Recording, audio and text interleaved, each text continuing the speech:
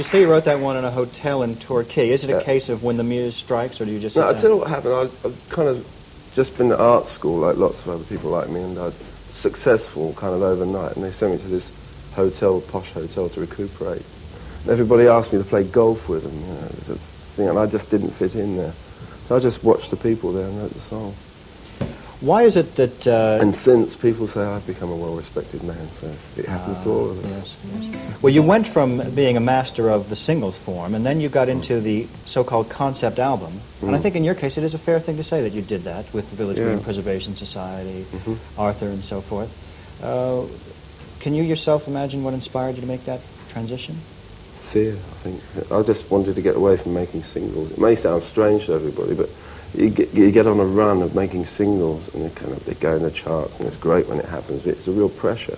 I wanted to find out what it was like to write something on a larger scale, and as a result we didn't sell many records, and people thought we'd disappeared. But it was good for me just to break away from that format. And yet, though the tracks were longer, not obviously as commercial, some of them were just as wonderful, and to me one of your most effective is Celluloid Heroes. All right, yeah. That's a long song. I'll just give you a bit. It's about Hollywood Boulevard, you know, with all these stars on the street. Everybody's a dreamer, and everybody's a star, and everybody's in movies. It doesn't matter who you are. There are stars in every city, in every house and on every street. And if you walk down Hollywood Boulevard, their names are written in concrete. Yes, one. Another verse. One more verse, yes. Don't step on Greta Garbo as you walk down the boulevard. She looks so weak and fragile, that's why she tried to be so hard. But they turned her into a princess, and they sat her on a throne. But she turned her back on stardom because she wanted to be alone.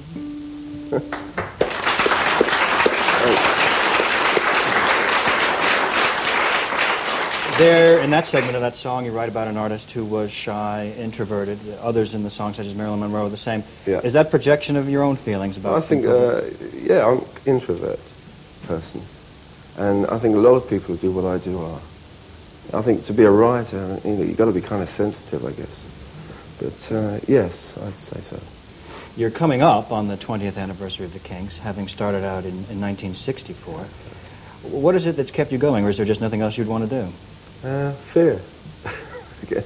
No, it's just to keep... I really found something, you know. I kind of didn't have a job I wanted to do when I was at school. I wasn't very good at anything except drawing and things. I found music, and it was great. And, you know, I feel I'm still learning. I think that's what keeps me going. I just feel I'm learning something every day. And as you can see, I'm not learning to play the guitar too well, but I'll get better, you know. Any immediate plans after the tour, new records? We're supposed to be finishing an album in January to release. So that's lots of pressure still. Right. Keep the pressure going. That's right. Keep the hunger going. Right. And how many more dates in this tour? I think we're doing another week and a half. So. Well, I can well recommend the Kinks show to anyone. I've enjoyed it through the years in several locales in both Britain and the United States. Nice. So good luck with the tour, Ray. All right, cheers. And right now, before we go, let's take a look at the current single by the Kinks. This one is called Come Dancing, and in it, you will see Ray Davies in two different roles.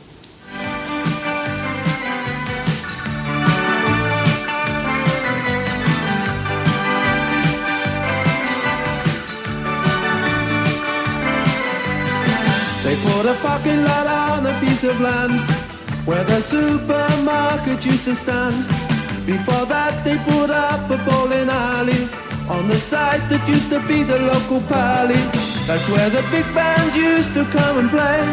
My sister went there on a Saturday. Come dancing, all her boyfriends used to come and call. Why not come dancing? It's only natural.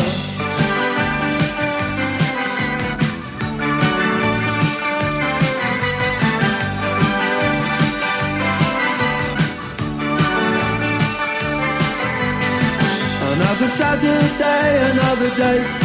She She would be ready, but she'd always make him wait in the hallway in anticipation. He didn't know the night would end up in frustration. He'd end up blowing all his wages for the week, all for a cuddle and a peck on the cheek. Come dancing, that's how they did it when I was just a kid. And when they said come dancing, my sister always did.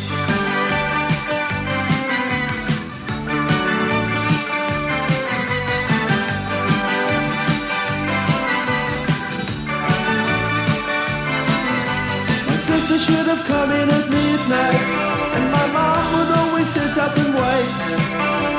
It always ended up in a big row when my sister used to get home late. Out of my window I could see them in the moonlight, two silhouettes saying goodnight by the garden gate. The day they knocked down the paling, my sister stood and cried. The day they knocked down the paling, while my childhood died, just died.